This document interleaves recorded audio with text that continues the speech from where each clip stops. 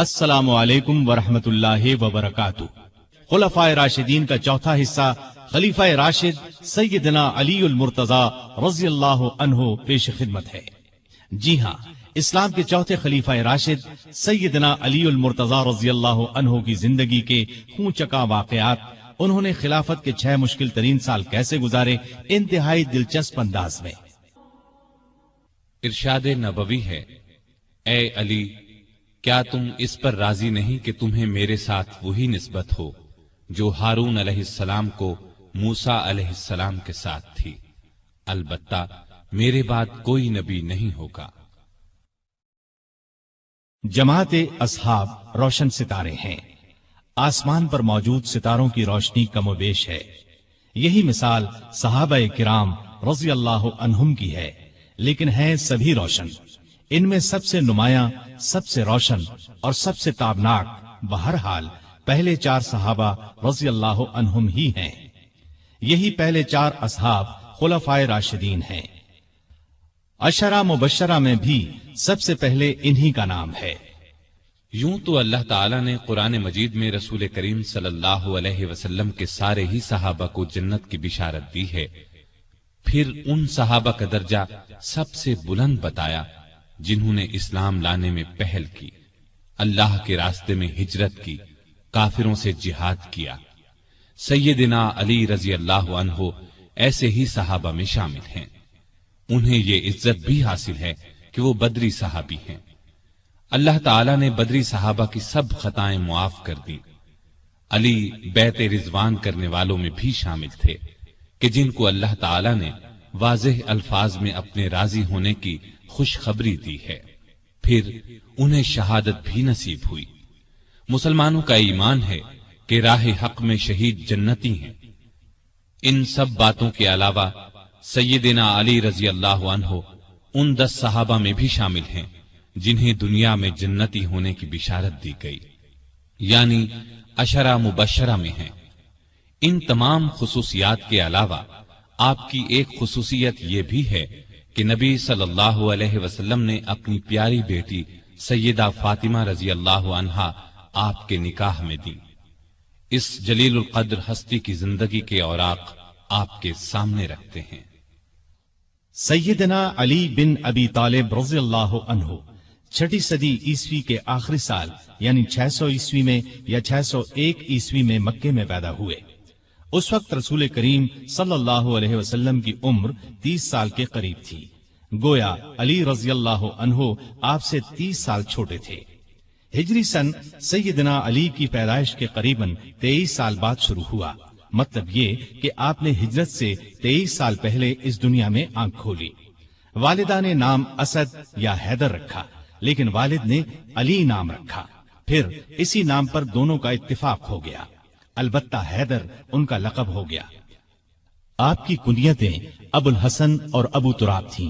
ابو تراب کی کنیت نبی کریم صلی اللہ علیہ وسلم نے عطا فرمائی۔ آپ کے لقب اسد، مرتضی اور حیدر ہیں۔ سیدنا علی رضی اللہ عنہ رسول کریم صلی اللہ علیہ وسلم کے سگے چچا ابو طالب کے بیٹے تھے۔ ان کا خاندان وہی تھا جو آپ کا تھا، اور یہ قبیلہ قریش کا سب سے زیادہ عزت والا گھرانہ تھا۔ یہ گھرانہ بنو ہاشم کہلاتا تھا۔ گویا نبی کریم صلی اللہ علیہ وسلم بھی ہاشمی تھے اور سیدنا علی بھی ہاشمی تھے۔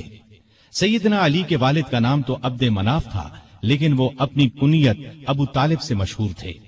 رسول کریم صلی اللہ علیہ وسلم کے والد جناب عبداللہ ان کے سگے بھائی تھے۔ ان کا نسب اس طرح ہے: ابو طالب بیٹے تھے عبد المطلب کے، عبد المطلب بیٹے تھے ہاشم کے، ہاشم بیٹے تھے عبد مناف کے، اور عبد مناف بیٹے تھے قصی کے۔ ابو طالب مکے کے بزرگ اور سردار تھے، رسول اللہ صلی اللہ علیہ وسلم پر جان چھڑکتے تھے، آپ کو اپنی اولاد سے بھی زیادہ چاہتے تھے۔ آپ 25 سال کی عمر تک ابو طالب کے ساتھ ہی رہے، پھر ان کی اجازت سے مکے کی ایک نیک خاتون سیدہ خدیجہ رضی اللہ عنہا سے شادی کر لی اور الگ رہنے لگے۔ آپ نے نبوت کا اعلان کیا تو قریش جان کے دشمن بن گئے، لیکن یہ ابو طالب ہی تھے جو آپ کی حمایت میں اٹھ کھڑے ہوئے، ہر طرح سے آپ کا ساتھ دیا۔ علی رضی اللہ عنہ کی والدہ کا نام فاطمہ رضی اللہ عنہا تھا۔ وہ بھی ہاشمی تھیں، یہ آپ پر ایمان لے آئی تھیں، یہ بھی آپ سے حد درجے محبت کرتی تھیں۔ انہوں نے ہجرت بھی کی اور ہجرت کے 4 یا 5 سال بعد وفات پائی۔ سیدنا علی کوئی 5 برس کے تھے کہ ملک میں قحط پڑ گیا۔ ابو طالب پر ایک بڑے کنبے کا بوجھ تھا، اس لیے آپ صلی اللہ علیہ وسلم نے ان سے علی کو مانگ لیا۔ اس وقت سے سیدنا علی آپ کے ساتھ رہنے لگے۔ سیدہ خدیجہ رضی اللہ عنہا نے ان کی پرورش اور تربیت میں آپ کا برابر ساتھ دیا۔ نبی کریم صلی اللہ علیہ وسلم نے نبوت کا اعلان فرمایا تو اس وقت سیدنا علی کی عمر قریباً 10 برس تھی۔ رسول اللہ صلی اللہ علیہ وسلم کی دعوت پر انہوں نے فوراً اسلام قبول کر لیا۔ اس طرح بچوں میں سب سے پہلے انہی کو اسلام کی دولت نصیب ہوئی۔ اب وہ بھی آپ کے ساتھ نماز پڑھنے لگے۔ ایک دن ان کے والد ابو طالب نے انہیں آپ کے ساتھ نماز پڑھتے دیکھا تو پوچھا، بیٹا یہ دین کیا ہے جس پر تم چل رہے ہو؟ انہوں نے فوراً جواب دیا، ابا جان میں اللہ اور اس کے رسول پر ایمان لے آیا ہوں، ان کی تصدیق کر چکا ہوں اور یہ میں نے ان کے ساتھ نماز پڑھی ہے۔ اس پر ابو طالب نے کہا، محمد تمہیں بھلائی کے سوا کسی چیز کی طرف نہیں بلائیں گے، تم ان کے ساتھ لگے رہو۔ سیدنا علی رضی اللہ عنہ بچپن ہی سے نیک تھے، بتوں سے نفرت کرتے تھے۔ رسول اللہ صلی اللہ علیہ وسلم کی تربیت نے انہیں علم کا سمندر بنا دیا۔ لڑکپن ہی میں لکھنا پڑھنا سیکھ لیا۔ اس زمانے میں یہ بہت بڑی خوبی کی بات تھی۔ اسی زمانے میں انہوں نے ہتھیار چلانے اور دشمن سے لڑنے کا ڈھنگ بھی سیکھ لیا۔ جوان ہونے تک انہوں نے سپاہ گری کے اصول اور قاعدے پوری طرح سیکھ لیے۔ کشتی میں تو کوئی ان سے جیت نہیں سکتا تھا۔ والد کی وفات کے بعد صرف 3 برس مکے میں رہے۔ رسول کریم صلی اللہ علیہ وسلم نے جب ہجرت کی تو سیدنا علی کو اپنے بستر پر سلایا۔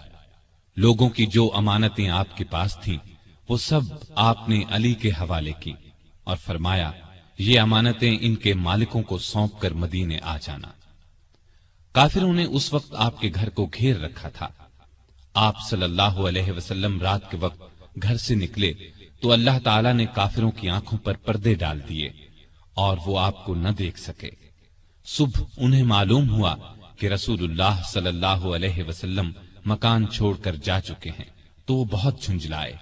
انہوں نے علی کو پکڑ لیا، آنکھیں نکال کر بولے، بتاؤ تمہارے صاحب کہاں ہیں؟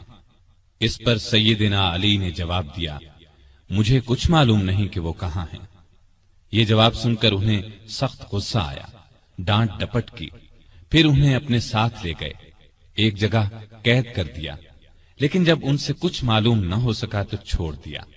اب انہوں نے لوگوں کی امانتیں لوٹائیں، پھر مکے سے ہجرت کر کے آپ صلی اللہ علیہ وسلم کی خدمت میں حاضر ہوئے۔ اس وقت آپ قباء میں تشریف فرما تھے۔ علی رضی اللہ عنہ نے مکے سے قباء تک کا سفر پیدل طے کیا۔ یہ 350 میل کا سفر ہے۔ قباء پہنچے تو پاؤں میں چھالے پڑ چکے تھے۔ پھر آپ رضی اللہ عنہ نبی صلی اللہ علیہ وسلم کے ساتھ مدینے آ گئے۔ ہجرت کے بعد سیدنا علی رضی اللہ عنہ نے 35 برس سے کچھ زیادہ مدت مدینے میں گزاری۔ یہ ان کی مدنی زندگی کہلائی۔ ہجرت سے کچھ عرصہ بعد نبی صلی اللہ علیہ وسلم نے مسجد نبوی کی تعمیر فرمائی۔ اس تعمیر میں رسول اللہ صلی اللہ علیہ وسلم اور دوسرے صحابہ نے بھی حصہ لیا۔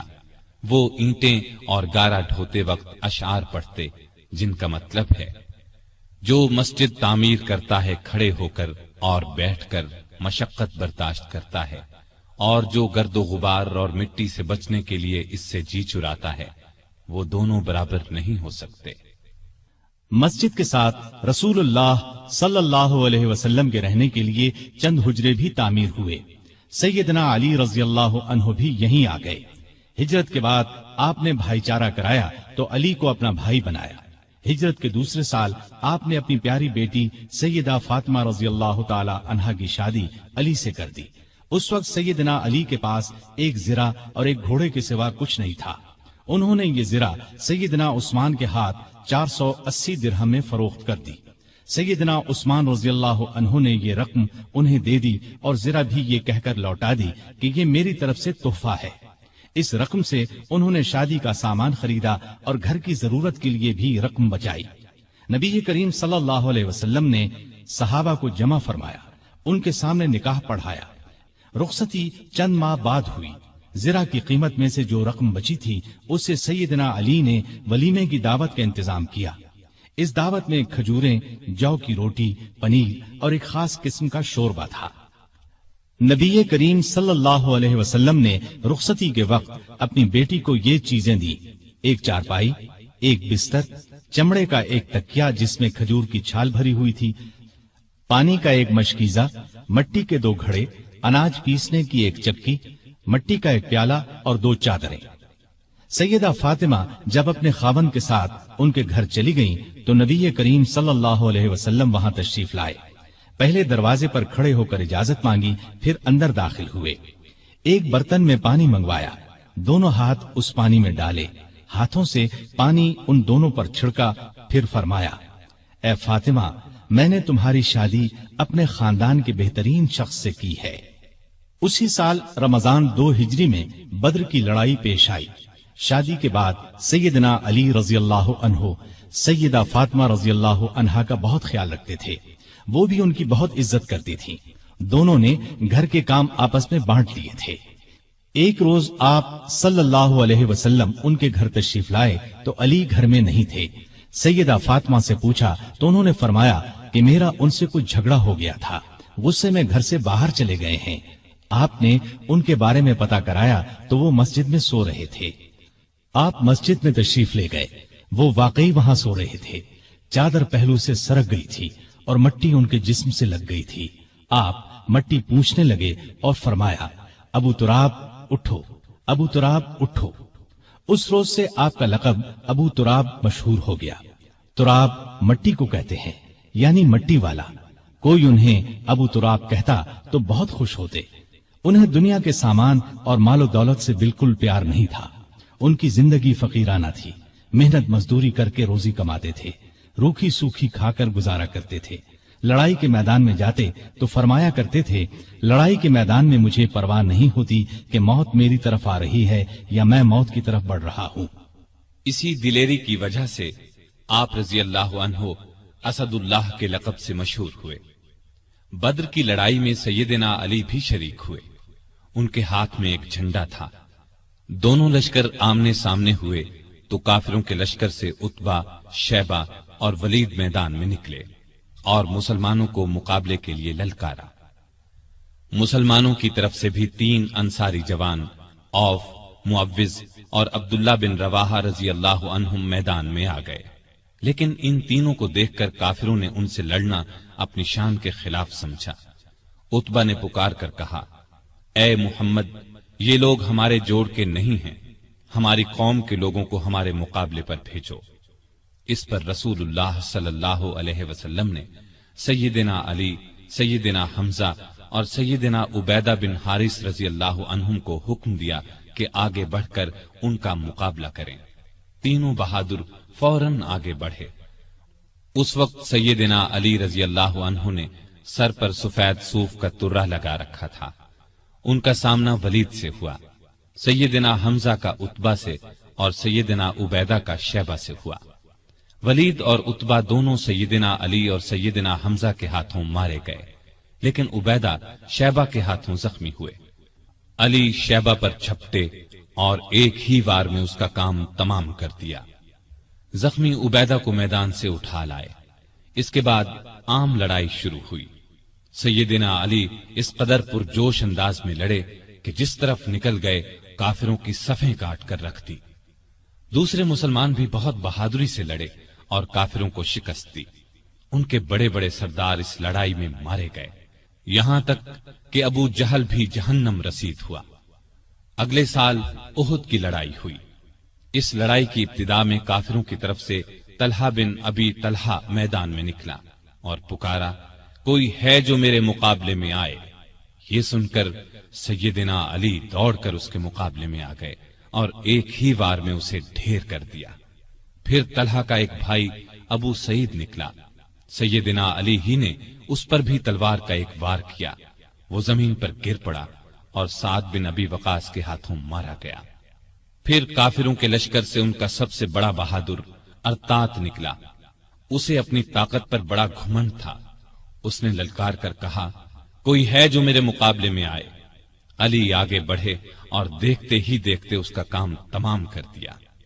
پھر جب عام لڑائی شروع ہوئی تو سیدنا علی اور سیدنا حمزہ کافروں کی صفوں میں دور تک گھس گئے اور اس قدر تیزی سے لڑے کہ کافروں کے پاؤں اکھڑ گئے۔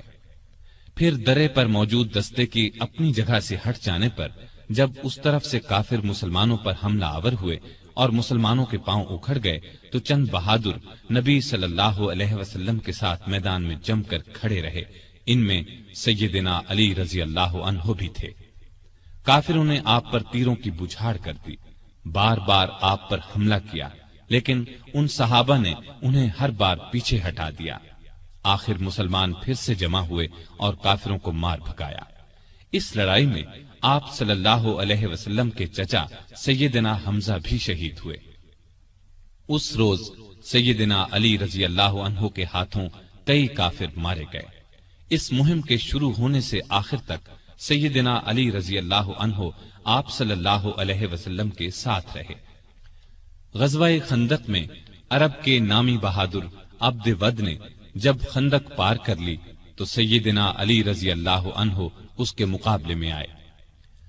وہ بہت بہادر سمجھا جاتا تھا۔ اس کے بارے میں خیال کیا جاتا تھا کہ وہ 1000 سواروں کے برابر ہے۔ اس لیے آپ صلی اللہ علیہ وسلم نے علی رضی اللہ عنہ سے فرمایا، علی تم بیٹھ جاؤ، اور فرمایا یہ عبد ود ہے۔ اس نے پھر للکارا، سیدنا علی پھر اٹھ کر آگے بڑھے۔ آپ نے اس بار بھی بٹھا دیا۔ تیسری بار پھر اس نے مسلمانوں کو للکارا۔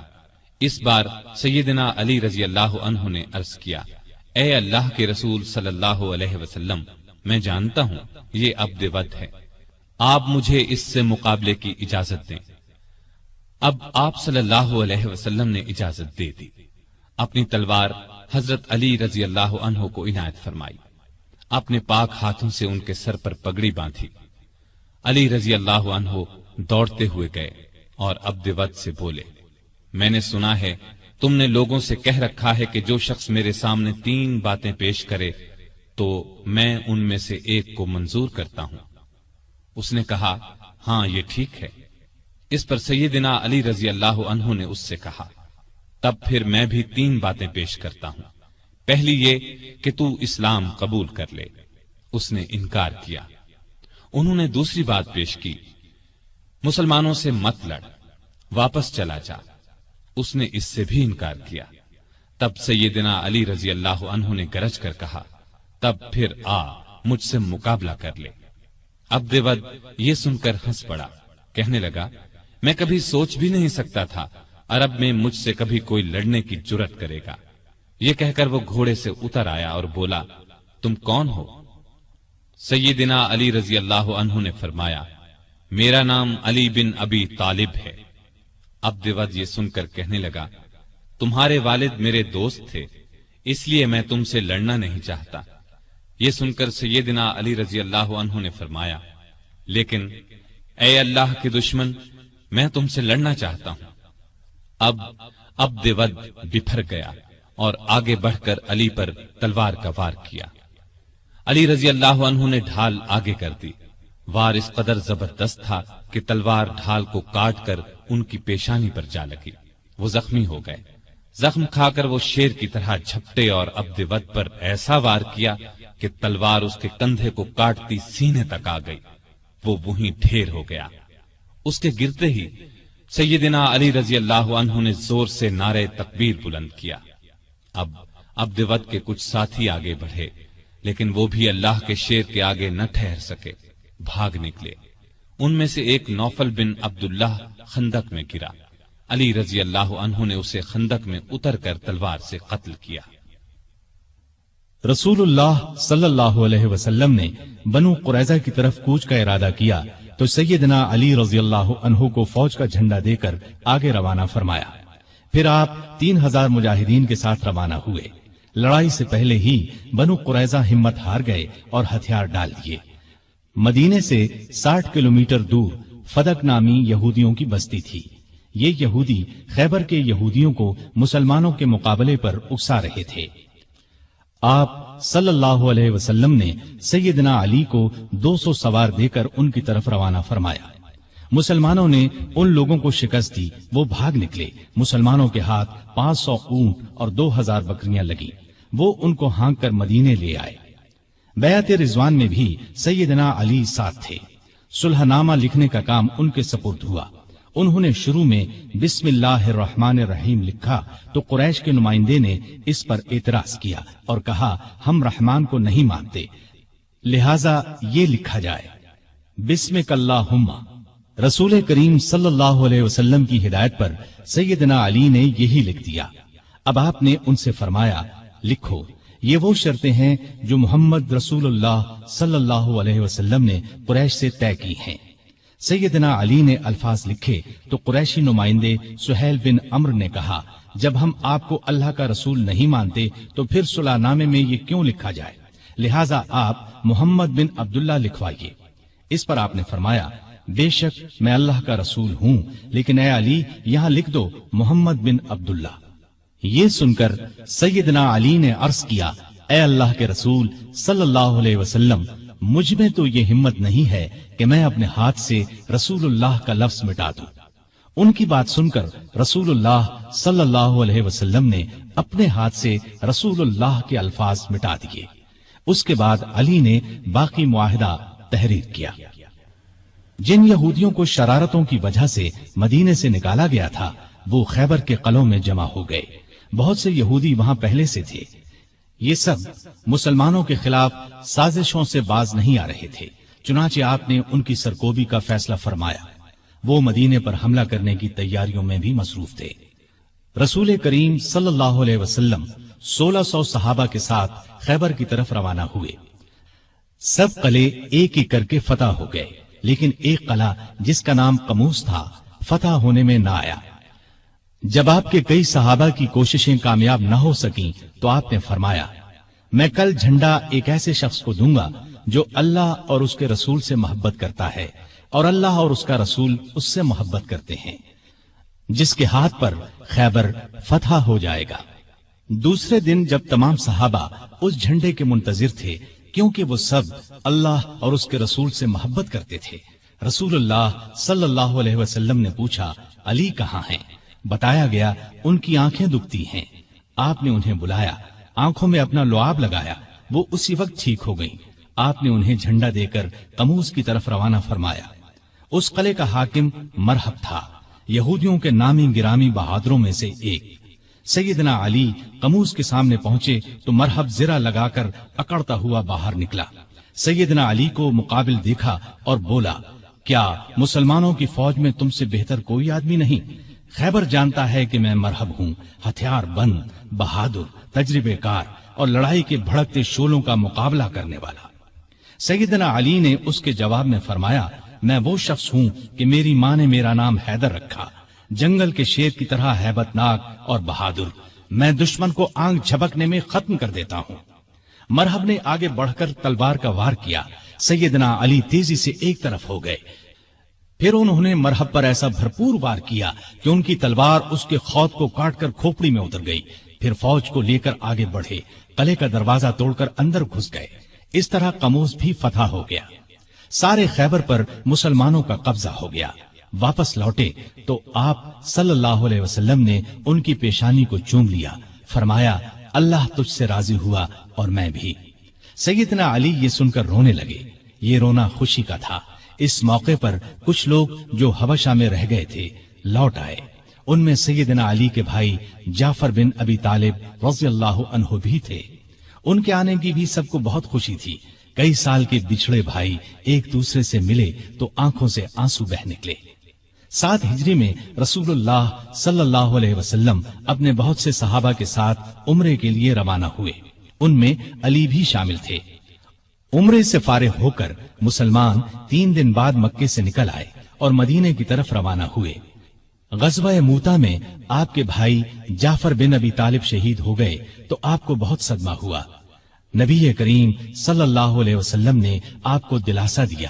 ان کی شہادت کے بعد جعفر بن ابی طالب کے بچوں کی پرورش علی نے کی۔ ان کے بیٹے عبداللہ جوان ہوئے تو سیدنا علی نے اپنی بیٹی زینب کی شادی ان سے کی۔ مکے کی فتح کے موقع پر بھی سیدنا علی ساتھ تھے۔ کعبے میں رکھے ہوئے بتوں کو آپ نے توڑنا شروع کیا تو سیدنا علی نے اس کام میں آپ کا ہاتھ بٹایا۔ تانبے کے بت کو توڑنے کے لیے آپ نے علی کو اپنے کندھے پر سوار فرمایا۔ وہ بہت اونچائی پر تھا اور لوہے کی ایک سلاخ کے ساتھ زمین سے لگا ہوا تھا۔ علی نے اس بت کو بھی گرایا اور کعبے سے باہر پھینک دیا۔ مسلمانوں نے مکہ فتح کیا تو قبیلہ حوازن کے لوگ بھڑک اٹھے، ایک بڑا لشکر تیار کر کے مسلمانوں پر حملے کا ارادہ کیا۔ آپ ابھی مکے ہی میں تھے کہ ان کے ارادے کی خبر ہوئی تو آپ شوال 8 ہجری میں 12,000 مسلمانوں کو لے کر دشمن کی طرف روانہ ہوئے۔ حنین کے مقام پر دونوں فوجیں آمنے سامنے ہوئیں۔ دشمن نے یہ چال چلی کہ رات کے وقت آس پاس کی پہاڑیوں میں اپنے تیر انداز بٹھا دیے تھے۔ انہوں نے مسلمانوں پر اچانک تیروں کی بارش کر دی۔ اسلامی فوج میں مکے کے 2,000 ایسے لوگ بھی تھے جو کچھ ہی دن پہلے اسلام لائے تھے۔ وہ تیروں کی بوچھاڑ سے گھبرا کر پیچھے ہٹے۔ اس طرح ساری فوج بے ترتیب ہو گئی۔ صرف آپ صلی اللہ علیہ وسلم چند بہادروں کے ساتھ میدان میں رہ گئے تھے۔ ان میں سیدنا علی بھی تھے۔ وہ شروع سے آخر تک آپ کے پاس رہے اور بے جگری سے لڑتے رہے۔ جلد ہی مسلمان سنبھل گئے۔ انہوں نے پلٹ کر حملہ کیا اور تب دشمن کو شکست ہوئی۔ 9 ہجری میں آپ صلی اللہ علیہ وسلم نے سیدنا علی کو 150 سوار دے کر یمن کے قبیلہ بنو طے کی طرف روانہ کیا۔ وہ لوگ مسلمانوں کی آمد کی خبر سن کر بھاگ گئے۔ علی رضی اللہ عنہ نے بنو طے کا بت خانہ گرا دیا، بت توڑ ڈالے۔ اس لڑائی کے بعد مشہور سخی حاتم طائی کی بیٹی اور بیٹا عدی مسلمان ہو گئے۔ فتح مکہ کے بعد یہ خبر سننے میں آئی کہ روم کا بادشاہ مسلمانوں پر حملہ کرنے کے لیے پر تول رہا ہے۔ نبی صلی اللہ علیہ وسلم نے خود آگے بڑھ کر اسے روکنے کا فیصلہ کیا۔ آپ صلی اللہ علیہ وسلم نے اس موقع پر سیدنا علی کو اپنا قائم مقام بنایا اور خود 30,000 فوج لے کر روانہ ہوئے۔ بعض منافقین نے علی کو تانا دیا کہ وہ جنگ سے بچنے کے لیے نہیں گئے۔ اس پر انہیں رنج ہوا، ہتھیار لگا کر روانہ ہوئے، لشکر تک پہنچ گئے۔ نبی صلی اللہ علیہ وسلم نے ان سے آنے کی وجہ پوچھی تو عرض کیا، اے اللہ کے رسول صلی اللہ علیہ وسلم، میں نے شروع سے لے کر آج تک اللہ کی راہ میں لڑنے سے قدم پیچھے نہیں ہٹائے، لیکن معلوم نہیں اس مرتبہ مجھے جہاد میں شریک کرنے کے بجائے مدینے میں کیوں چھوڑ دیا گیا۔ یہ سن کر نبی صلی اللہ علیہ وسلم نے ارشاد فرمایا، اے علی، کیا تم اس بات سے راضی نہیں کہ تمہارا میرے ساتھ وہی تعلق ہو جو موسیٰ علیہ السلام کا ہارون علیہ السلام سے تھا، سوائے اس کے کہ میرے بعد کوئی نبی نہیں ہوگا۔ مطلب یہ تھا کہ جس طرح موسیٰ علیہ السلام کوہ طور پر جاتے وقت ہارون علیہ السلام کو اپنا قائم مقام بنا گئے تھے، اسی طرح میں نے تمہیں اپنا قائم مقام بنایا تھا۔ لیکن ہارون علیہ السلام نبی بھی تھے جبکہ تم نبی نہیں ہو سکتے، اس لیے کہ میرے بعد کوئی نبی نہیں آئے گا۔ آپ کا یہ ارشاد سن کر سیدنا علی خوش ہو گئے اور مدینے واپس ہو کر آپ صلی اللہ علیہ وسلم کی قائم مقامی کا فریضہ انجام دیتے رہے، یہاں تک کہ آپ تبوک سے واپس تشریف لے آئے۔ مکہ کی فتح کے بعد نبی صلی اللہ علیہ وسلم نے سیدنا خالد بن ولید کو حکم دیا کہ وہ یمن جا کر قبیلہ ہمدان کو اسلام کی دعوت دیں۔ وہ گئے، بہت کوشش کی، لیکن انہوں نے اسلام قبول نہ کیا۔ اب آپ صلی اللہ علیہ وسلم نے سیدنا علی کو بھیجا۔ آپ صلی اللہ علیہ وسلم نے قبیلہ ہمدان کے نام ایک خط بھی دیا۔ علی رضی اللہ عنہ نے وہ خط انہیں سنایا اور اسلام کی دعوت دی۔ اس خط کے الفاظ کا اثر ان پر ہوا۔ پھر سیدنا علی نے جو ان کے سامنے واز کیا وہ بھی بہت اثر انگیز تھا، چنانچہ ان لوگوں نے اسلام قبول کر لیا۔ سیدنا علی رضی اللہ عنہ نے یہ خبر آپ صلی اللہ علیہ وسلم کو بھیجی۔ نبی صلی اللہ علیہ وسلم نے سجدہ شکر ادا کیا اور فرمایا، ہمدان کے لوگوں پر سلامتی ہو، ہمدان کے لوگوں پر سلامتی ہو۔ ہجرت کے 10ویں سال نبی صلی اللہ علیہ وسلم نے علی رضی اللہ عنہ کو ایک اور قبیلے مزہج کی طرف روانہ فرمایا تاکہ انہیں اسلام کی دعوت دی جائے۔ آپ صلی اللہ علیہ وسلم نے ہدایت فرمائی کہ اس وقت تک تلوار نہ اٹھائی جائے جب تک تم پر کوئی حملہ نہ کرے۔ سیدنا علی رضی اللہ عنہ 300 سواروں کے ساتھ مزہج کے علاقے میں پہنچے۔ وہ لوگ لڑنے پر تلے ہوئے تھے، چنانچہ زبردست مارکا ہوا۔ آخر وہ لوگ بھاگ نکلے۔ اس کے بعد قبیلے کے سردار اور بہت سے دوسرے لوگ خود علی رضی اللہ عنہ کی خدمت میں حاضر ہوئے اور مسلمان ہو گئے۔ نبی صلی اللہ علیہ وسلم نے علی کو وہاں کا قاضی بھی مقرر فرمایا۔ آپ رضی اللہ عنہ چند ماہ وہاں رہے۔ اس دوران میں سیدنا علی رضی اللہ عنہ نے مقدمات کے فیصلے بھی کیے۔ ہجرت کے 10ویں سال رسول کریم صلی اللہ علیہ وسلم نے حج کیا۔ سیدنا علی بھی یمن سے آ کر اس یادگار حج میں شریک ہوئے۔ انہوں نے رسول اللہ صلی اللہ علیہ وسلم کے حکم پر قربانی کے اونٹوں کا گوشت تقسیم کیا۔ حج سے واپس آنے کے کچھ ہی عرصے بعد نبی صلی اللہ علیہ وسلم بیمار ہوئے۔ ہجرت کے 11ویں سال آپ صلی اللہ علیہ وسلم اس دنیا سے تشریف لے گئے۔ یہ صدمہ علی رضی اللہ عنہ کی زندگی کا سب سے بڑا صدمہ تھا۔ انہوں نے عباس رضی اللہ عنہ، ان کے 2 بیٹوں قسم اور فضل رضی اللہ عنہم اور ایک انصاری صحابی کے ساتھ مل کر آپ صلی اللہ علیہ وسلم کو غسل دیا۔ اس وقت انہوں نے نبی صلی اللہ علیہ وسلم کے جسم اطہر کو اپنے بدن سے لگا رکھا۔ قبر مبارک تیار ہو گئی تو سیدنا علی نے فضل بن عباس، اسامہ بن زید اور عبد الرحمن بن عوف رضی اللہ عنہم کے ساتھ مل کر نبی صلی اللہ علیہ وآلہ وسلم کو قبر میں اتارا۔ آپ صلی اللہ علیہ وسلم کے بعد مسلمانوں نے سیدنا ابو بکر صدیق رضی اللہ عنہ کو خلیفہ چن لیا۔ 6 ماہ بعد سیدہ فاطمہ رضی اللہ عنہا بھی اس دنیا سے رحلت کر گئیں۔ ابو بکر کو علی سے بہت محبت تھی، ان کی بہت عزت کرتے تھے، خلافت کے کاموں میں ان سے مشورے بھی لیتے تھے۔ علی بھی ان سے اسی طرح محبت کرتے تھے۔ مرتد ہو جانے والوں سے جنگ ہوئی تو علی نے بھی دوسرے صحابہ کے ساتھ مل کر ان کا مقابلہ کیا۔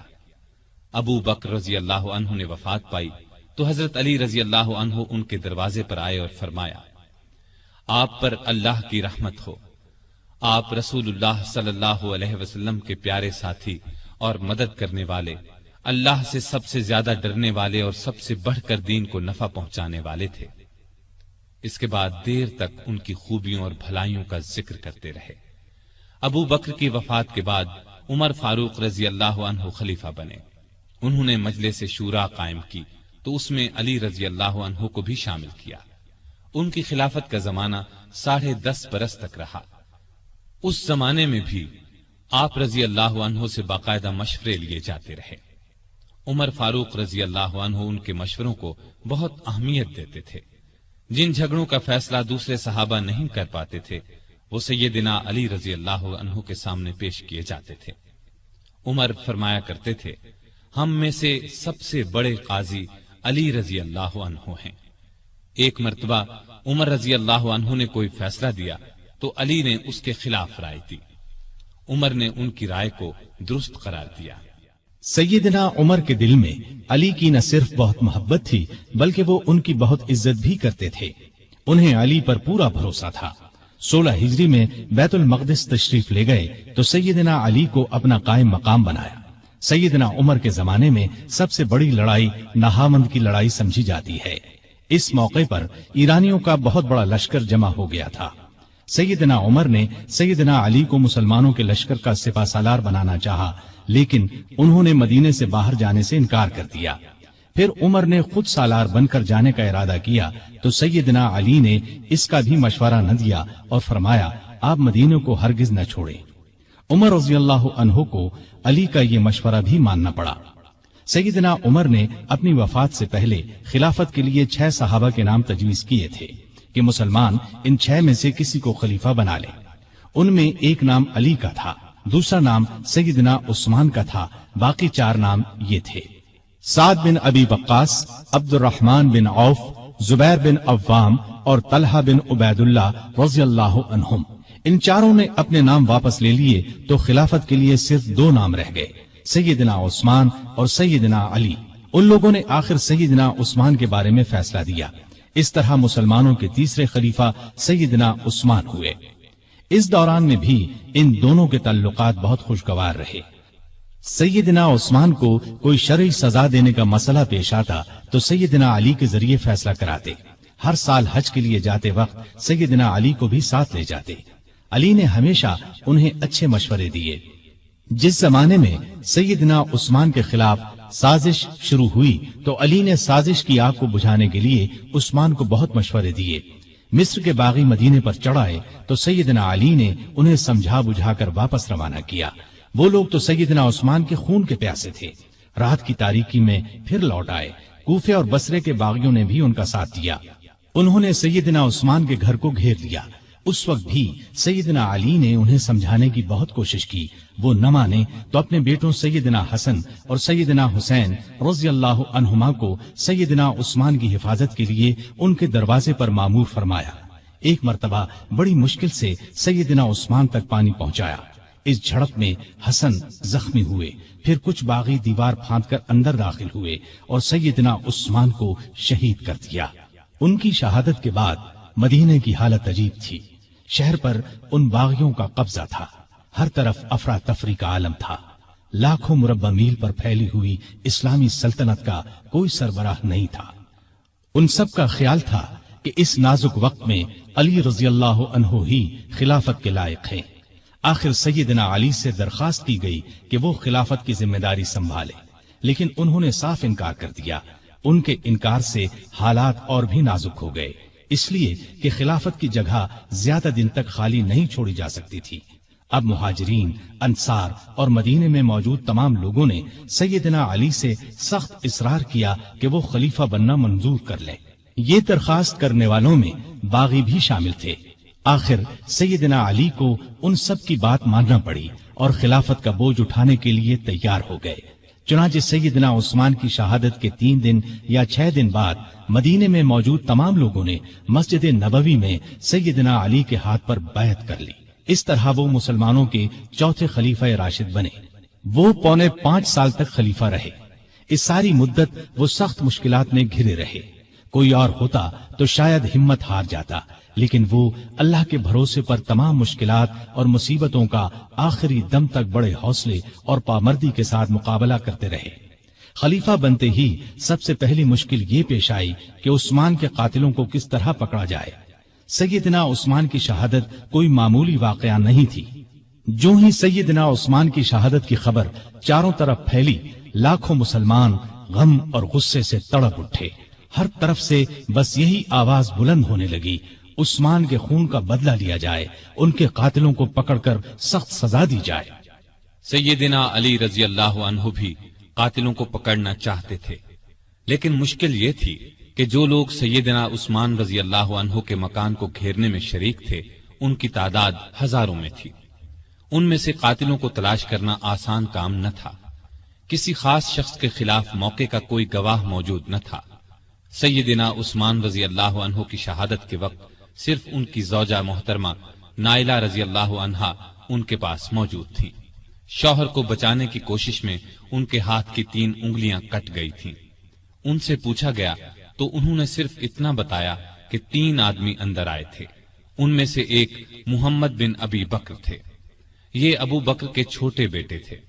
والد کی وفات کے بعد ان کی پرورش سیدنا علی نے کی تھی۔ ان کے علاوہ 2 آدمیوں کے بارے میں نائلہ رضی اللہ عنہا نے بتایا کہ وہ انہیں نہیں پہچانتی۔ علی رضی اللہ عنہ نے محمد بن ابی بکر کو پکڑ کر پوچھا تو انہوں نے کہا، میں مکان میں داخل ضرور ہوا تھا، لیکن جب عثمان رضی اللہ عنہ نے مجھ سے فرمایا کہ بھتیجے تمہارے والد زندہ ہوتے تو انہیں تمہاری یہ حرکت پسند نہ آتی، تو میں شرمندہ ہو کر پیچھے ہٹ گیا اور باہر نکل گیا۔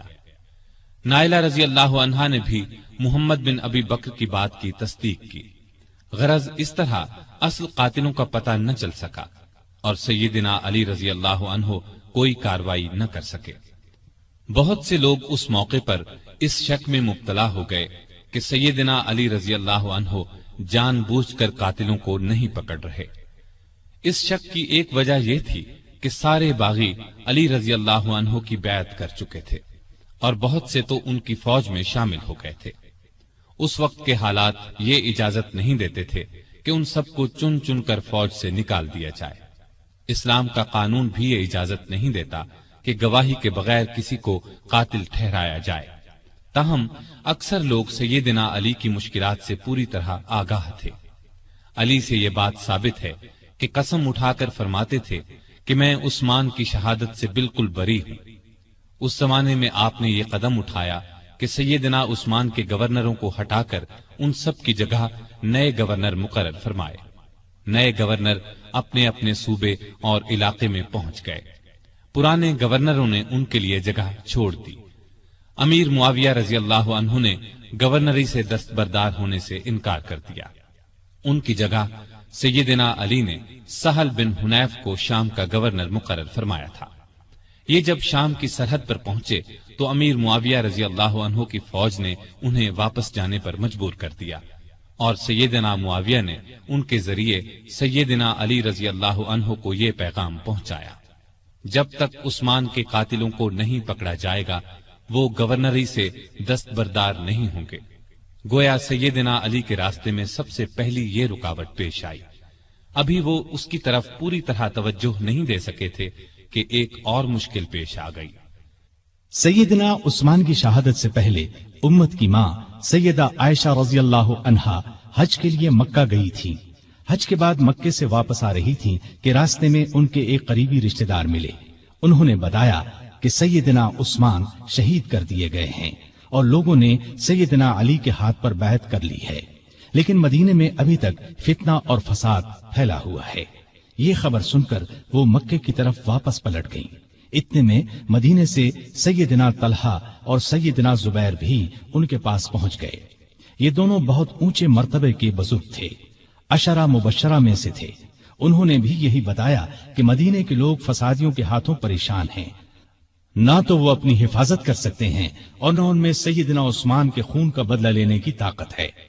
مکے کے لوگوں نے ام المومنین عائشہ رضی اللہ عنہا سے واپسی کا سبب پوچھا تو انہوں نے فرمایا: عثمان مظلوم شہید کر دیے گئے اور فتنہ دبتا ہوا نظر نہیں آتا ہے، اس لیے تم فتنے کو دور کرنے اور شہید خلیفہ کے قاتلوں سے بدلہ لینے کے لیے تیار ہو جاؤ۔ اسی طرح اسلام کی عزت بچائی جا سکتی ہے۔ اس پر ہزارہا مسلمان سیدہ عائشہ، زبیر اور طلحہ کے ساتھ ہو لیے۔ اس لشکر نے بصرہ پہنچ کر اس پر قبضہ کر لیا۔ جب سیدنا علی کو خبر ملی تو وہ بھی اپنا لشکر لے کر بصرہ کے قریب پہنچ گئے اور صلح کی کوشش شروع کر دی۔ دوسری طرف سیدہ عائشہ نے اپنے آنے کی وجہ بیان فرمائی، علی نے اپنی مجبوری اور مشکلات بیان فرمائی۔ دونوں نے ایک دوسرے کی بات کو اچھی طرح سمجھ لیا اور قریب تھا کہ صلح ہو جاتی، لیکن بدقسمتی سے دونوں طرف کی فوجوں میں کچھ بدنیت منافق لوگ شامل تھے۔ انہیں اپنا فائدہ اس میں نظر آ رہا تھا کہ صلح نہ ہو، لہٰذا انہوں نے رات ہی کو جنگ چھیڑ دی۔ علی یہ سمجھے کہ عائشہ نے جنگ شروع کر دی، عائشہ یہ سمجھی کہ علی نے جنگ شروع کر دی ہے۔ اس طرح دونوں فوجوں میں جنگ شروع ہو گئی۔ دونوں فوجوں میں سخت لڑائی ہوئی۔ اس میں آخر کار سیدنا علی کو فتح ہوئی۔ فتح کے بعد علی نے ان کے بھائی محمد بن ابی بکر کو ان کا حال معلوم کرنے کے لیے بھیجا اور عام اعلان کرا دیا کہ بھاگنے والوں کا پیچھا نہ کیا جائے، لوٹ مار نہ کی جائے، زخمیوں پر گھوڑے نہ دوڑائے جائیں، جو ہتھیار پھینک دیں انہیں کوئی تکلیف نہ پہنچائی جائے۔ پھر انہوں نے خود سیدہ عائشہ کے پاس جا کر پوچھا: اے مومنوں کی ماں، آپ کا مزاج کیسا ہے؟ انہوں نے فرمایا: ٹھیک ہوں۔ اس کے بعد سیدنا علی نے انہیں چند دن بصرہ میں آرام اور آسائش کے ساتھ ٹھہرایا۔ پھر محمد بن ابی بکر کی نگرانی میں انہیں 40 شریف اور معزز خواتین کے ساتھ مکے کی طرف روانہ کیا۔ اس وقت عائشہ نے فرمایا: میرے بچوں، یہ لڑائی غلط فہمی کا نتیجہ تھی۔ علی سے نہ پہلے میرا کوئی جھگڑا تھا نہ اب ہے۔ سیدنا علی نے جواب میں فرمایا: آپ سچ فرماتی ہیں، آپ ہم سب کی ماں ہیں، آپ کی عزت کرنا ہم پر واجب ہے۔ پھر وہ مکے آ گئی۔ اس لڑائی میں عائشہ اونٹ پر سوار تھی، اس لیے اس لڑائی کو جنگ جمل کہا جاتا ہے۔ یہ لڑائی جمادی الاخر 36 ہجری میں پیش آئی۔ اس جنگ کے بعد عائشہ رضی اللہ عنہا ہمیشہ پشیمان رہی اور یاد کر کے روتی تھی۔ جمل کی لڑائی کے بعد سیدنا علی رضی اللہ عنہ نے چند دن بصرہ میں قیام کیا۔ پھر 12 رجب 36 ہجری میں کوفہ چلے آئے اور اس شہر کو حکومت کا صدر مقام یا دارالخلافہ قرار دیا۔ دارالخلافہ پہلے مدینہ تھا۔ یہ فیصلہ انہوں نے اس لیے کیا کہ مدینے کو فساد اور جھگڑوں سے بچایا جا سکے۔ اب انہوں نے پھر شام کی طرف توجہ دی۔ جریر بن عبداللہ کے ہاتھ ایک خط امیر معاویہ کو بھیجا۔ اس میں لکھا کہ تم بھی مہاجرین اور انصار کی طرح میری بیعت کرو۔ اس کے بعد قاعدے کے مطابق شہادت عثمان کا مقدمہ پیش کرو۔ میں اللہ کی کتاب اور رسول اللہ صلی اللہ علیہ وسلم کی سنت کے مطابق فیصلہ کروں گا۔ امیر معاویہ نے اس خط کے جواب میں لکھا کہ آپ عثمان کے قاتلوں کو ہمارے حوالے کر دیں تو میں اور شام کے دوسرے تمام لوگ خوشی سے آپ کی بیعت کریں گے۔ اس طرح کچھ مدت تک خط و کتابت کا سلسلہ چلتا رہا، لیکن صلح کی کوئی صورت نہ بن سکی۔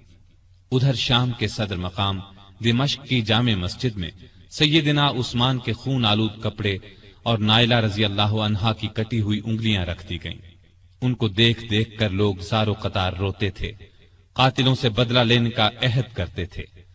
جب علی کو یقین ہو گیا کہ امیر معاویہ بیعت نہیں کریں گے تو انہوں نے جنگ کی تیاری کی اور قریباً 80,000 فوج لے کر شام کی طرف روانہ ہونے کا ارادہ کیا۔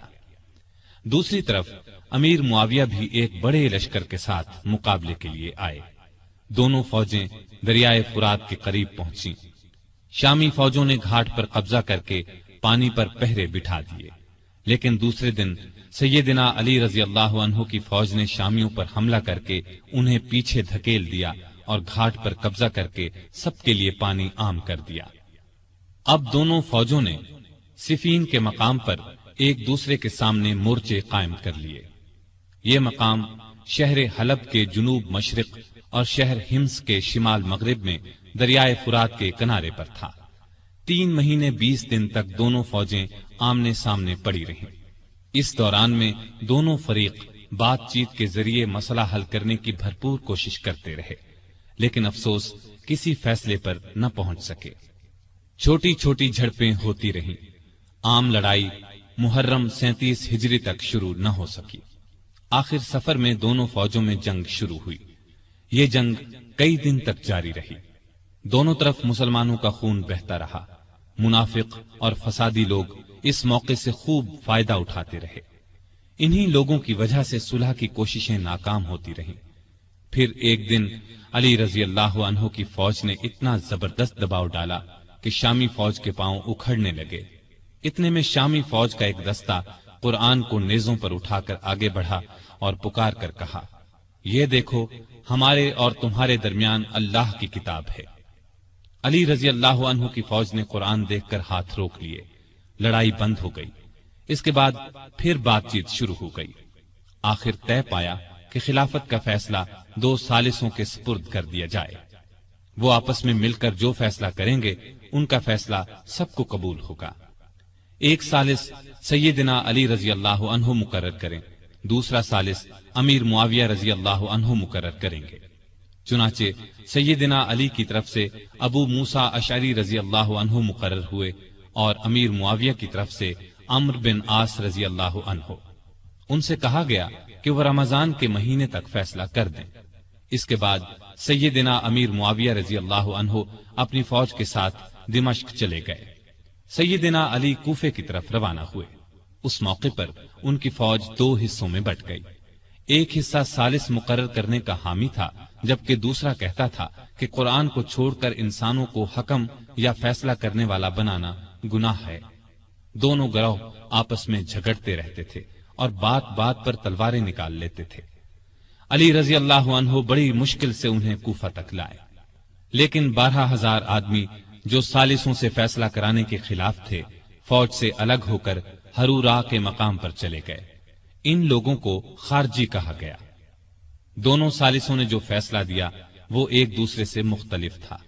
سیدنا ابو موسیٰ اشعری کا فیصلہ یہ تھا کہ علی اور امیر معاویہ میں سے کسی کو خلیفہ مقرر نہ کیا جائے، انہیں چھوڑ کر مسلمان جسے چاہیں خلیفہ بنا لیں۔ سیدنا عمرو بن عاص کا فیصلہ یہ تھا کہ ابو موسیٰ اشعری نے علی کو خلافت سے الگ کر دیا ہے، میں ان کی جگہ معاویہ کو خلیفہ مقرر کرتا ہوں۔ اس پر ہر طرف شور مچ گیا۔ سیدنا علی کے حامیوں نے یہ فیصلہ ماننے سے انکار کر دیا۔ اب پھر سیدنا علی فوج لے کر دمشق کی طرف بڑھنا چاہتے تھے کہ خارجیوں نے ہر طرف فساد مچا دیا۔ انہوں نے جتھے بنا کر لوگوں کو لوٹنا شروع کر دیا۔ آخر علی رضی اللہ عنہ پہلے ان کی طرف بڑھے۔ نہروان کے مقام پر شدید جنگ ہوئی، 4000 خارجی مارے گئے۔ اس طرح خارجیوں کا زور ٹوٹ گیا، لیکن ان کی ٹولیاں آئے دن فتنہ برپا کرتی رہتی تھیں۔ دوسری طرف سیدنا امیر معاویہ نے عمرو بن عاص کو فوج دے کر مصر پر چڑھائی کر دی۔ وہاں علی کی طرف سے محمد بن ابی بکر گورنر تھے۔ انہوں نے شامی فوج سے شکست کھائی اور خود بھی گرفتار ہوئے، پھر قتل کر دیے گئے۔ مصر کے بعد شامی فوج نے حجاز، عراق اور یمن وغیرہ پر حملے شروع کر دیے۔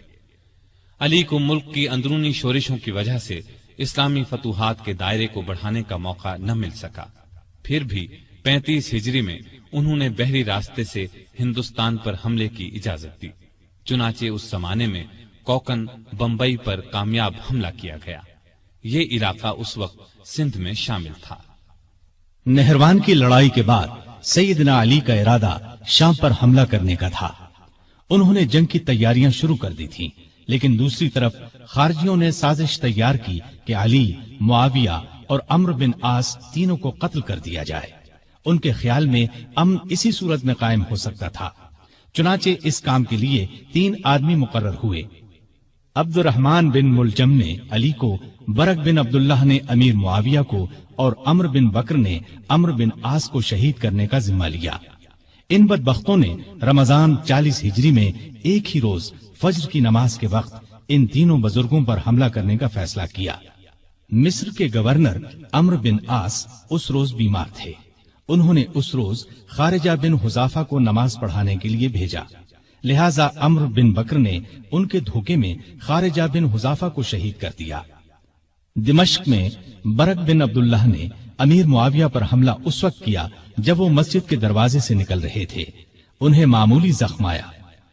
کوفے میں عبد الرحمن بن ملجم ملعون سیدنا علی کے راستے میں چھپ کر بیٹھ گیا۔ جب وہ فجر کی نماز کے لیے مسجد کی طرف چلے تو ان پر تلوار کا وار کیا۔ سر پر شدید زخم آیا۔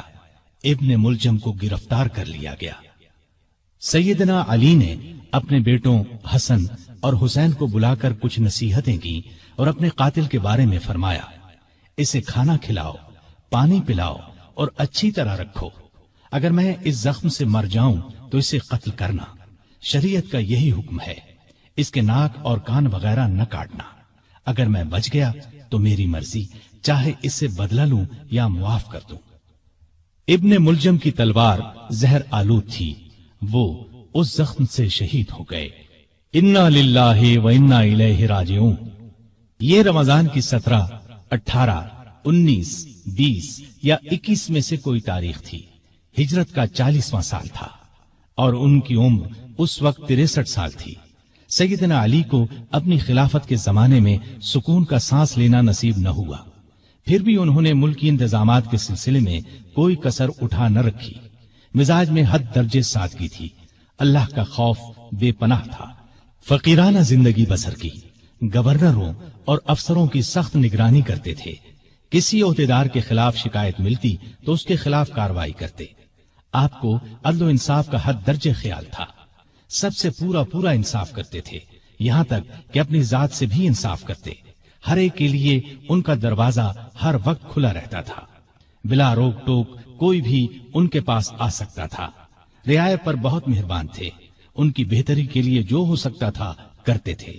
بازاروں میں گشت کرتے تھے، بیت المال میں جو رقم جمع ہوتی تھی کھلے دل کے ساتھ غریبوں، مسکینوں اور دوسرے حقداروں میں تقسیم فرما دیتے۔ غیر مسلموں کے ساتھ بھی اچھا برتاؤ کرتے تھے۔ بصرے کے گورنر عثمان بن حنیف نے کسی امیر آدمی کی دعوت قبول کر لی۔ آپ کو اطلاع ملی تو اسے لکھا، اے ابن حنیف، میں نے سنا ہے کہ بصرے کے ایک دولت مند نے تمہیں بڑی شاندار دعوت دی۔ تم نے یہ دعوت قبول کر لی اور قسم قسم کے کھانے بڑے اطمینان اور بڑے مزے سے کھائے۔ مجھے تم سے یہ امید نہیں تھی کہ تم اس قسم کی دعوتوں میں شریک ہوا کرو گے جن میں غریبوں کو پوچھا تک نہیں جاتا۔ اپنے حق سے زیادہ بیت المال سے ایک پیسہ بھی لینا حرام سمجھتے تھے۔ ملک کی حفاظت کے لیے چھوٹی بڑی فوجی چھاونیاں قائم کی، کئی مضبوط قلعے بنوائے، دریائے فرات پر ایک پل بنوایا، بعض جگہوں پر مسجدیں بھی بنوائیں۔ عمر بھر کسی نہ کسی صورت دین کی خدمت کرتے رہے۔ کافروں کے خلاف تمام بڑی بڑی لڑائیوں میں رسول اللہ صلی اللہ علیہ وسلم کے ساتھ رہے، ہر لڑائی میں جان ہتھیلی پر رکھ کر لڑے۔ یمن کے ہزاروں لوگوں کو اپنی کوششوں سے مسلمان بنایا۔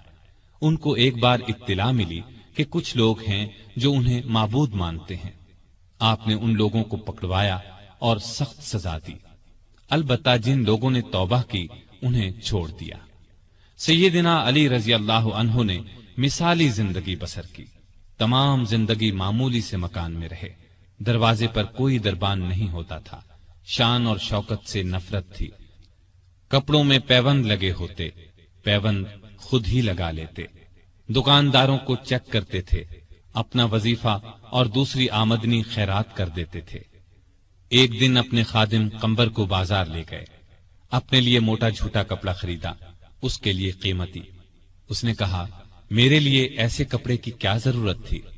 آپ نے فرمایا، بھئی تم جوان ہو، تمہارے لیے اچھا کپڑا ہونا چاہیے، میرا کیا ہے، بوڑھا ہوں، بازار سے سودا خود لاتے۔ زریر نامی شخص نے آپ کے دسترخوان پر سادہ کھانا دیکھ کر کہا، آپ کو پرندوں کا گوشت پسند نہیں؟ آپ نے فرمایا، خلیفہ کو مسلمانوں کے مال میں صرف 2 پیالوں کا حق ہے، ایک خود کھائے یا اپنے بچوں کو کھلائے، دوسرا اللہ کی مخلوق کے سامنے پیش کر دے۔ عید سے چند روز پہلے کسی نے آپ کے کپڑوں میں پیوند دیکھ کر کہا، امیر المومنین، آپ 2 درہم میں ایک نیا جوڑا کیوں نہیں خرید لیتے؟ آپ نے فرمایا، مجھے شرم آتی ہے کہ میں نئے کپڑے پہنوں اور کوفے میں ہزاروں آدمیوں نے پرانے کپڑے پہن رکھے ہوں۔ کہیں سے مال آتا تو تمام کا تمام تقسیم کر دیتے، اس میں سے اپنے لیے کوئی خاص چیز لیتے نہ رشتہ داروں کو ان کے حصے سے زیادہ دیتے۔ ایک مرتبہ آپ کی زرہ گم ہو گئی، چند دن بعد وہ زرہ ایک یہودی کے پاس نظر آئی۔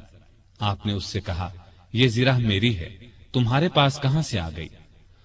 اس نے کہا، نہیں، زرہ میری ہے۔ سیدنا علی رضی اللہ عنہ امیر المؤمنین تھے، چاہتے تو اس سے زبردستی لے سکتے تھے، لیکن انہوں نے ایسا نہیں کیا۔ معاملہ کوفے کے قاضی شریح کی عدالت میں لے گئے۔